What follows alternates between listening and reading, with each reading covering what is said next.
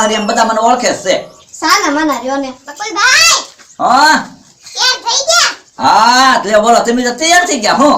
હે પતંગ કાકા છોકરા કેમ તૈયાર થઈને આવ્યા એ એને લઈ જવાના છે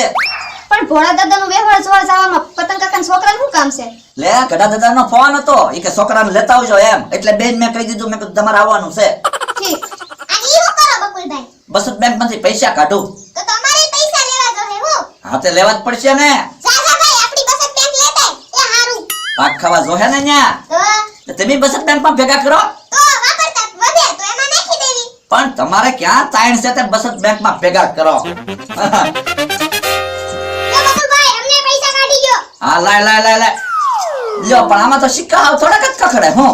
તે પતંગ કાકાના છોકરા છે તમારે જેમ સિક્કા થોડા ભેગા કરે નોટું ભેગી કરતા હોય ઈ તારું હાસુ એ ઓલી મોટર આવી હું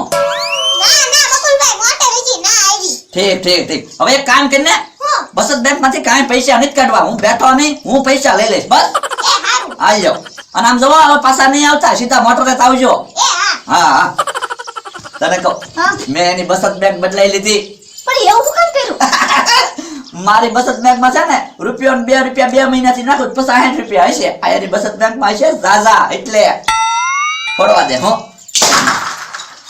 લ્યો બોલો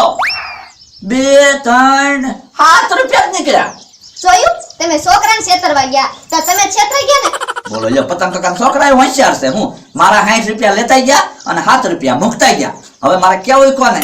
હવે એક કામ કર હું ભોળા દાદા પાસે પૈસા લેતા આવું ને પાછો આવું અને હાથ કરું ને એટલે સીધા તમે મોટરે આવો હો એ હા એલા હું કરે તું મોઢે રાખ સોપડું પણ રાખ હું કામ સોપડે પાવડર નથી તે મેં કીધું મોઢે રાખ સોપડી દઉં મોઢું તો સારું લાગે એલા રાખ સોપડે થોડું મોઢું સારું લાગે